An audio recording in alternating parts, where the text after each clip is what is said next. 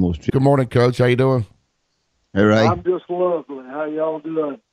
Oh, Well, Ray used to be my fishing buddy. Now he's gotten to be a millionaire, and I don't. He just goes to the mailbox first of every month, picks up about 15 checks. So I never hear from him. But actually, Jimmy Rain took us on those trips. Ray could start taking us on those trips. He's got so much money. really? What could he give us a couple of tickets for Monday he's night? loaded. No, he ain't gonna get the ticket business, but he's loaded. I tell you that. How you doing, Ray? Well, I tell you, you tell more stories than any man I know, and most of them aren't the truth. That's what I know. How you doing? I tell you, I'm doing good. Thanks, Barry, and I'm doing fine. I think in this game that Georgia has really got a little bit more of a mental plus than Alabama. I think Georgia's going to be very hard for Alabama to beat. I think Georgia's better offensively. They didn't show the kind of defense that they do have in the first half against Oklahoma. But I thought that Georgia controlled the line of scrimmage against Oklahoma in the second half. And comment on this game. It's going to be an interesting game. Well, what and of course I'm not a genius by any stretch of the means. That's a fact. But I think they really made some great adjustments at halftime, and and they got the players down and they sat them down and said, "Look, this is what we got to do to win this football game. We're behind by 2 touchdowns, 2.5 touchdowns, and this is what we got to do." And I think they came out the second half and they played a lot better defensively. And of course, I tell you, the quarterback for Oklahoma, he's pretty daggum good. I mean, he can throw the football and make some plays, and he did that the first half. In the second half, they shut him down pretty daggum good, and so I was proud of them. And Kirby and his staff just really did a great job with those players, with Georgia's players. Yeah, it seemed like, Georgia was moving the football too, so I think they went in at halftime and said, look, we couldn't play any worse defensively. We can score enough points to beat them. We just got to stop them. I think Georgia came out mentally more ready to play maybe in the second half, where Oklahoma maybe thought, you know what, these guys can't stop us at all. And so it seemed like in the second half, Georgia was mentally better prepared to play that second half than Oklahoma, and then they took over and won the football game. Did you see that, Coach? Yeah, and sometimes things like that happen. I mean, because you as being the other side, I mean, they kind of got a little cocky and got a little full of themselves and said, we're beating them to death, and we just got to keep doing what we've been doing. And of course, Georgia's philosophy was we can't play any worse, and they couldn't have, because they've played pretty daggum good all year, and they came out the second half, and it was just a different football team for Georgia. And of course, Oklahoma didn't expect it, and maybe didn't prepare for it as well at halftime. But I thought Georgia really came out and played extremely well in the second half, and I tell you, one of the big keys was Oklahoma just before halftime allowing Georgia to get the football where they got it and kick a field goal. That was a huge play in the game. It sure was. That. Two great running backs, a quarterback who is, I think, smart, good, not great yet, but good. Has he been a little bit of a surprise to you? Yeah, he really has, William. I mean, I don't know the young man, but I tell you, he's impressive. He doesn't go out and run for 100 yards and throw and, for just tons of yards. But I tell you what he does. He manages the game, and he manages it very, very well. I mean, he is really a good player. He does not make mistakes. He doesn't go out and make, just dumb mistakes. And most young guys, freshmen especially, I mean, they make a ton of mistakes. And there used to be a saying that, when I was a player and coach, for every freshman you start, that's one loss. And Georgia's got, a couple of guys that are freshmen that have done extremely well. And this young man I mean, I don't think you can ask anybody, a quarterback, to do any better than he's done this year for our football team. We're talking with Coach Ray Goff. Coach, obviously, Kirby Smart. He knows Alabama's players. He knows Nick Saban's tendencies. He's set with him, getting ready for these games, and he knows it, and maybe Mel Tucker knows it. How much of that do they try to get over to their Georgia players? They can't give it to them all because it's just not enough time to do that. How much of that do they try to get into the Georgia players' mind, but not doing it too much? I think you can overdo it sometimes in those situations. Well, in fairness, I mean, also you got Nick Saban that knows what Kirby likes as well. I mean, you know, it's not like they didn't sit around for the 4, 5, 6 years that Kirby was at Alabama and talk about things, and so he also knows Kirby. He knows his likes and what he wants to try to do and how he's going to try to do it. So, I mean, I think it's a little bit more when you got Coach Tucker and Mel and Kirby both. I mean, because they've both been under Coach Saban, and you know, and I think Coach Saban, I think he's the best there is in college football. I mean, he just does an unbelievable job, and they got great players, and you know, and players, and he is very disciplined, and you know, he just, you know, I don't think I've seen anybody like him in a long time in college football. Yeah, Alabama's been known to stop the run. That's what Georgia lives and dies by. But Georgia's got two great running backs with Michelle and Chubb back there. I don't think they're not going to change that much. I mean, they got two great running backs. They'll get them the football, and they're going to see if Alabama can stop them. That's basically what the game's going to come down to. And I think Georgia's probably going to say, hey, look, Alabama created points off their defense. We got to take care of the football, not turn the football over. Don't give them anything because offensively maybe they're struggling a little bit. Is that kind of what you think Georgia will be singing there to their players about just taking care of the football? Well, I mean, I think both of them are that way. I mean, you know, they're both running football teams. I mean, Alabama's the same way. If Alabama can run football, they're going to run football. And their quarterback is really a great player, but you know, he gets out of the pocket more and probably runs the football more than our quarterback does. And but both of them have done extremely well this year. And you know, I think Alabama's quarterback's a little more athletic than Jake Fromm. But I tell you what, I wouldn't turn Jake Fromm down. He's done an outstanding job this year, and for a true freshman to come in and take over and do what he's done is pretty daggum impressive. You know, it's interesting to me. I know your backup quarterback, it hadn't been announced yet, but your backup quarterback's going to Washington. And I know it was hard, and it would be hard on me. I think hard on you to see a guy that gets injured in a second or third game, and then the other guy plays so well that he can't get back in there.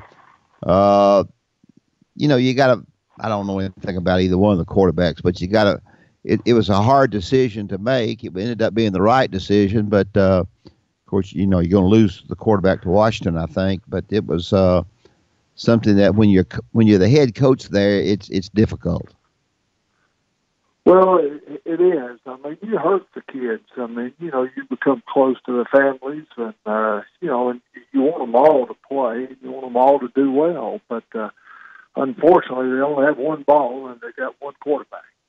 And Jake has really done just an outstanding job, and Easton did a good job. It just unfortunately he got hurt, you know, early in the season, and you know, I'll be honest with you, when I played at Georgia, same thing happened. We had a quarterback named Matt Robinson that was a starter, and he broke or fractured a couple ribs before the season started, and I was fortunate enough to be able to start a game, and I wound up doing that for 2 years. And he was a backup quarterback. He went to NFL, and I got into coaching. So he was a lot better quarterback, but it's just an opportunity. And you know, doesn't matter how good you are or what your name is.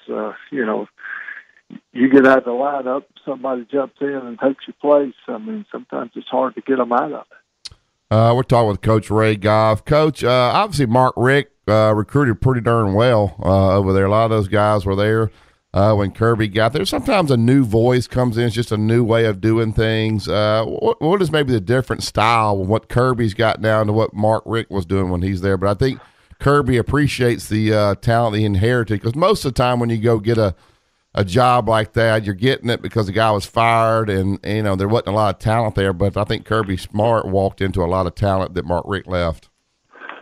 Yeah, and you got to give Mark a lot of credit for the players. I mean, obviously, Kirby's a lot different than Mark, and I'm not saying that's a bad thing. I mean, Mark was a great football coach for us and did a good job, and someone that I admire and respect for the way he carries himself and the way he coached and the way his players played. And but Kirby's more of an in-your-face kind of guy. I mean, he gets after it, and he played for me, and so I saw that aspect, and he's a go-getter. I mean, he's not going to let you.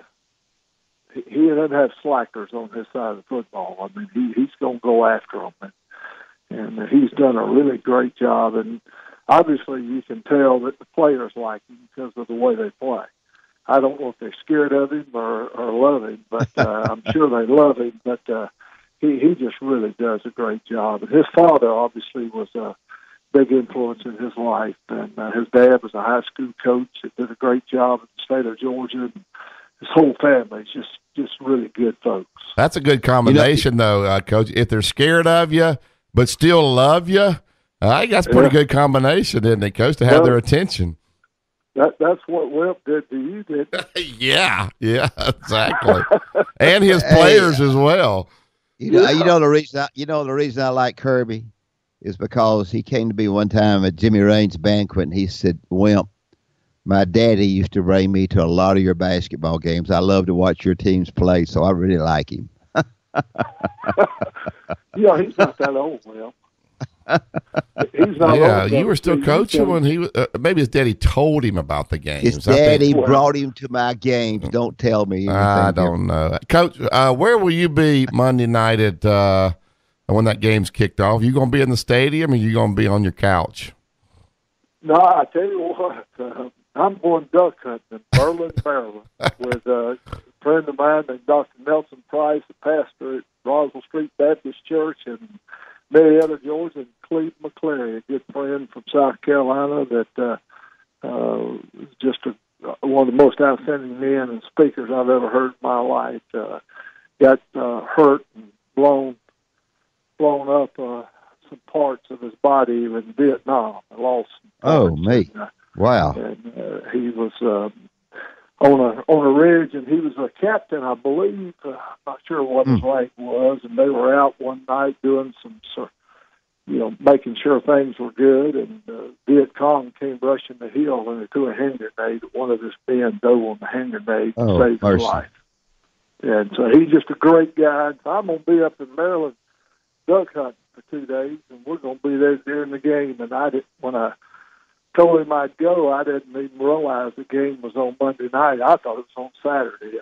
I wasn't paying attention. So I've got 6 tickets, and my children are going, and the lady that I date, she is going with another friend, and so they're all tickled to death. Well, you don't have any extra for Dad. You don't have an extra ticket for Dad. He was wanting to know if he could get a ticket. Dad ain't going. Are you going to watch it, Ray? Oh, yeah, I'm going to watch it. I tell you, when you go to the stadium, people stand up, sit down, and you get a heck of a workout just standing up, sitting down. I mean, it's. I went to the SEC championship game, and when we played Auburn, and it was pretty exciting as well. And Auburn's had a great year this year as well. I mean, you got to give them a lot of credit. I know it didn't end the way they wanted it to, but they'd had a heck of a year themselves. Yeah, well, here's the difference between you and Dad. You said you had 6 tickets and you're going to give them to your kids, but Dad saw on StubHub those things are worth over $2,000 a ticket. So he'd sell them tickets and tell me to come over and watch it. Why does he have the audience believing all that crap? Ray Goff knows that. He knows that's true. Ray Goff knows. Ray Goff sold them to his kids. I've been on too many fishing trips. You went help.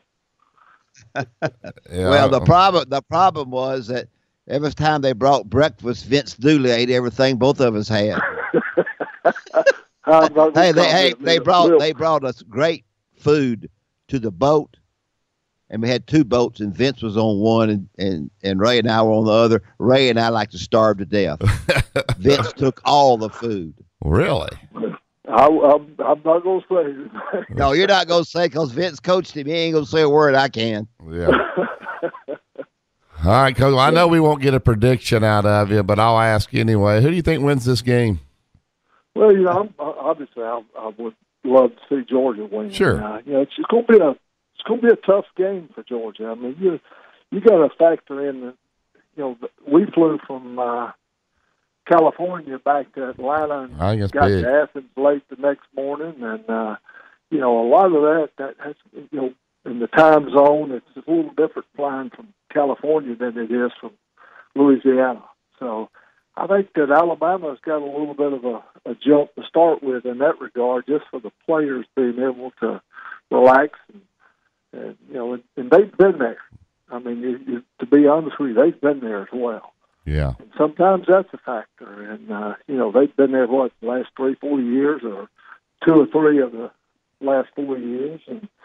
And so they know what to expect. Our guys have not been there. And it's going, I think early in the game, we might not play as well, but I think as it gets going, I think our players will respond. And obviously, I hope Georgia wins, and I'm pulling for them as big as anybody in the world, because that's where I went to school, where I coached. But Alabama's a great football team, and you got to beat the best to be the best.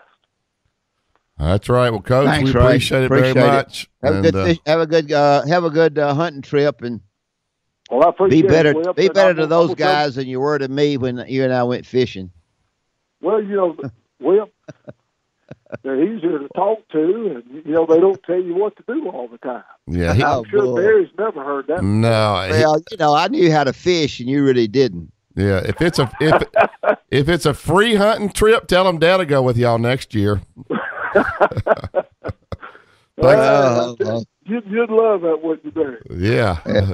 Of course, don't be near him. Don't be near him with a gun, because I don't think he's ever shot a gun. You can mess up fishing, but you shoot a gun the wrong way, bad things can happen. So I wouldn't be in the woods. I was the top fisherman on our boat. Mm-hmm. Thanks, Coach. All right, see y'all. See you, Will.